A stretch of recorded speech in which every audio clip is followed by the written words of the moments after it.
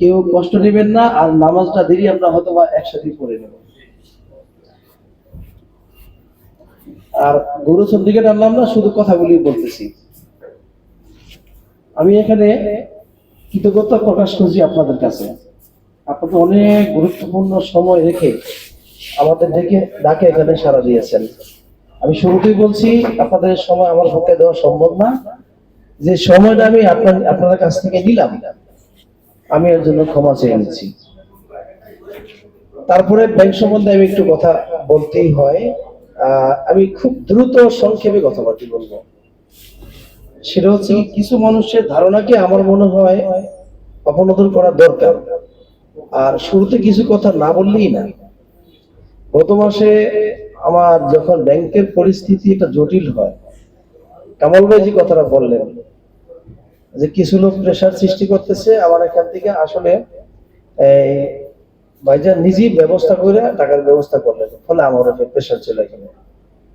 আর অনেকেই করছেন, আরেকজন আপনার এই রাসূল মসজিদের ভাই, তিনি একই ব্যবস্থা করছেন। ওনারা ব্যাংকটাকে ভালোবাসেন বিদায় নিজের অ্যাকাউন্ট থেকে টাকা অন্য লোককে দিয়ে দিয়েছেন, ইসলামী ব্যাংকটা ওনার হাতে নিয়ে নিয়েছেন। এই জিনিসটা চিন্তা করলে কিন্তু অনেক বড়।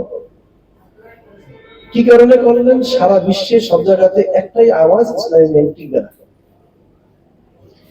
যখন জানেন যে একটা সূর্য ডুবে যাচ্ছে, আপনি সেই সূর্যের আশায় বসে থাকে না, এটা কোনো সাধারণ মানুষের ছোট মনের কাজ না, অনেক ধৈর্য সাহসের ব্যাপার। এই ভাইজান আরো যারা আছেন বিভিন্ন ভাবে আমার সামনে না, আমার অ্যাবসেন্সে যারা আমাদেরকে শক্তি জুগিয়েছেন, এই ভাইদের কৃতজ্ঞতা আমি বলে শেষ করতে পারবো না।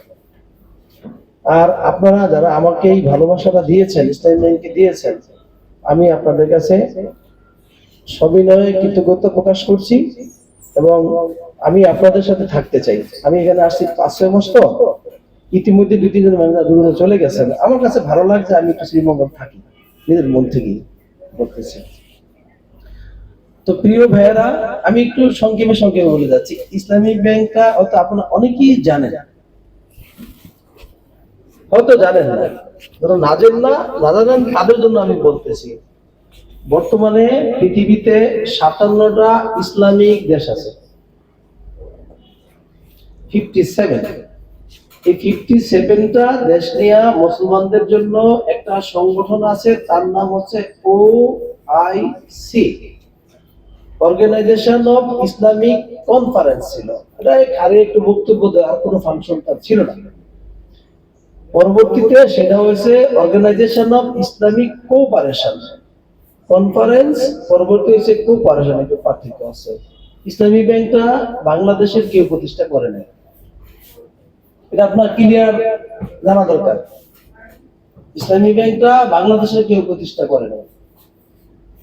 পৃথিবীতে ওই যে একটু আগে আমাদের ফয়েজ ভাই বলেছেন, মুসলমানদের অপরের কাছে শ্রেষ্ঠত্ব দেখানোর জন্য উল্লেখ করার মতো কোনো কিছুই ছিল না। মধ্যপ্রাচ্যে আছে তেল, আমাদের আছে 200 কোটি জনশক্তি, কিছু সম্পদ যা আমরা দেখাতে পারি না। একটা দেশের অর্থনীতি, মানুষের অর্থনীতি খুবই গুরুত্বপূর্ণ। ওআইসির তারা সিদ্ধান্ত নিয়েছেন যে ওআইসি ভুক্ত দেশগুলি তাদের দেশে ইসলামী ব্যাংক প্রতিষ্ঠা করবে। তাই ওআইসি নিজস্ব শরিয়া কাউন্সিলের আলোকে ইসলামী ব্যাংক প্রতিষ্ঠার জন্য বিভিন্ন দেশে সিদ্ধান্ত হয়। আপনারা জানেন পাকিস্তানের ব্যাংকগুলি ইসলামী ব্যাংকিং ব্যবসায় পরিচালিত, অন্যান্য ব্যাংক চেষ্টা করতে পারে নাই।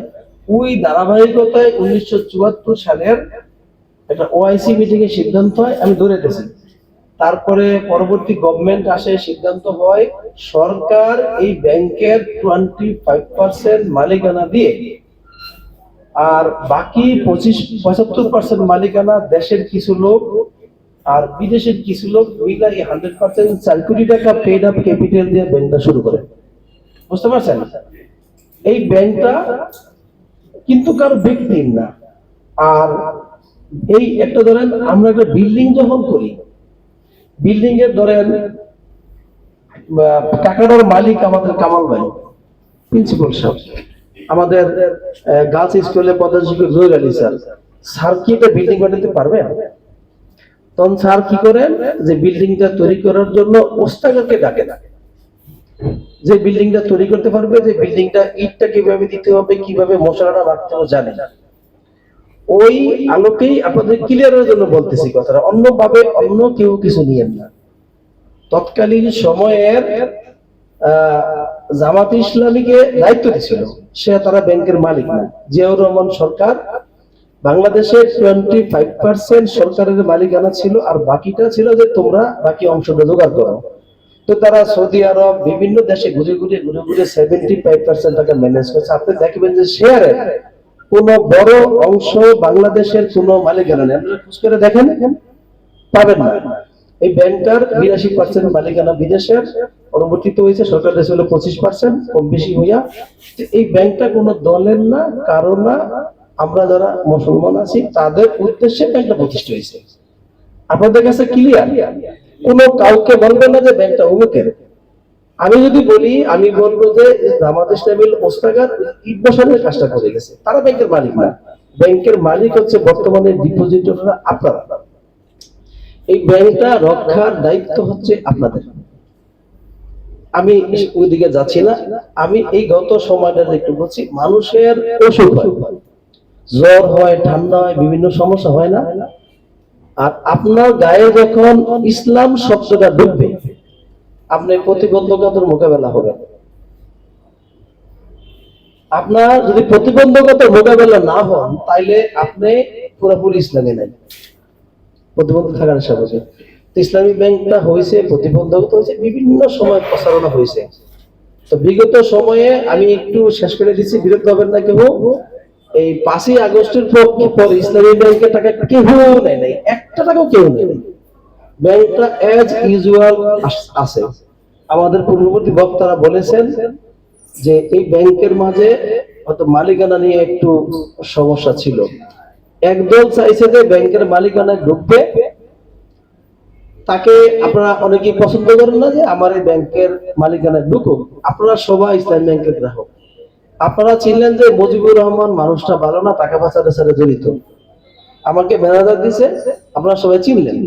আপনারা কি করলেন, এই ব্যাংকের বাইরে এসে একটা বেড়া দিলেন যে আমরা মুজিবুর রহমান সবকে ঢুকতে দিব না, উনি টাকা পাচারকারী, ওনা এইটা। তখন যিনি ঢুকতে পারলেন না, তারা তো কর্মচারী আছে না, তারা ধরেন প্রচার করে দিল ইসলামী ব্যাংকটা ওই, যেমন ধরেন আমাদের সেলিম ভাই আছে, সেলিম ভাই ব্যাংকের ভিতরে আছে, ওই তারা ইসলামী ব্যাংকের সব টাকা নিয়ে যেতেছে। আমার অনুসারী আছে বলে দিলাম তোমরা টাকা উঠায় পাবো। আবার সেলিম ভাই চিন্তা ভাবনা করলো যে আমার ব্যাংকটা এত কষ্ট করে করছি, ওই মুজিবুর রহমানের লোকজন এসে ব্যাংকটা দখল করতে চাইতেছে, তারা মনে সব টাকা লয়ে যাবো। তাই আমাদের সেলিম ভাই ঘোষণা করে দিলেন যে তোমরা যারা আছো আমাদের অনুসারী, তোমরা ইসলামী ব্যাংকের সব টাকা তুলে নিয়ে যাও। তো কি হইলো, দুই পক্ষই ঘোষণা দিল ইসলামী ব্যাংকটা বন্ধ হয়ে যাবে। এ বলে সে নিচে, সে বললে সে নিচে, প্রকৃত পক্ষে কিন্তু কোনো কিছুই নাই। আল্লাহ তাআলা আমাদের মাঝে সূরা হুজরাত আছেন, আমরা যদি কারো কান কথায় বিশ্বাস না করি, আমরা শোনা কথা কারো বিশ্বাস না করি, আমরা অ্যাকচুয়াল দেখি। আপনারা কি দেখছেন যে এখানে একটা টাকা বিনিয়োগ নিতে কি পরিমাণ ঝামেলা মোকাবেলা করতে যারা বিনিয়োগ গ্রাহক আছেন, কি পরিমাণ কষ্ট করতে হয়। আমরা হলাম আপনাদের টাকার আমানতের ওই দরজা, এর বেশি কিছুই না। আমরা একটা টাকাও নিতে পারি না, আমরা আমাদের কোনো সুযোগই নেই, দেওয়ারও সুযোগ নেই। আমাদের মাঝে একটু আল্লাহর ভয়টা আছে। আমি যদি আপনার আমানতটাকে খেয়ানত করি, তাহলে আমাকে আল্লাহর কাছে জবাবদিহি করতে হবে। তো আমার কথা শেষ পর্যায়ে আমি আপনাদের সাথে অনেক ধন্যবাদ জানাচ্ছি। আমাদেরকে বিপদের সময়ে অনেক সহযোগিতা অনেক ভাই করেছেন। তারপরে আমার সিলেট TMT24news.com এর যে আনিস ভাই আছেন, একটা বিশাল ফিচার করছেন, আমরা একটা আতঙ্কের মধ্যে ছিলাম, সহযোগিতা করছেন। তারপরে আমার কামাল ভাই মানুষের যেভাবে আমার উপরে প্রেশার সৃষ্টি করছে, আমি মনে মনে বিচলিত। তো কামাল ভাইকে বললাম, কামাল ভাই আপনি একটু আমার কাছে থাকেন, কিছু করার দরকার নেই। কত হলো কি, আপনি আমার কাছে থাকলে আমার শক্তি লাগে। তো বলছে আমি যাবো, আপনি যান, আমি যাবো। তখন কামাল ভাই আলহামদুলিল্লাহ পরদিন আমার কাছে বসেছিলেন। কথা হলো, আপনার জন্য কেউ যুদ্ধ করার প্রয়োজন নেই, আপনার পাশে একজন লোক থাকাটাই আপনার কাছে 5 জন শক্তির সমান। 10টা মুখ যদি কথা বলে, আপনি একটা মুখ যদি শক্তিশালী হোক, আপনি কথা বলতে পারবেন না। আপনারা দেখেন জিওগ্রাফিক্যাল চ্যানেলে যে একটা সিংহ কিন্তু 10-12 জন আপনার এই ইয়ার কাছে কিন্তু পালায়, ভয়ে পালায়। তো আমাকে ভাইজান পাশে থেকে শক্তিশালী করছেন, শুধু ভাই না, আরো অনেক লোকই আমার এখানে বসছেন, তারা থেকে থেকে আমাকে সহযোগিতা করছেন। আলহামদুলিল্লাহ, আল্লাহর কাছে লাখো লাখো শুকরিয়া। আমরা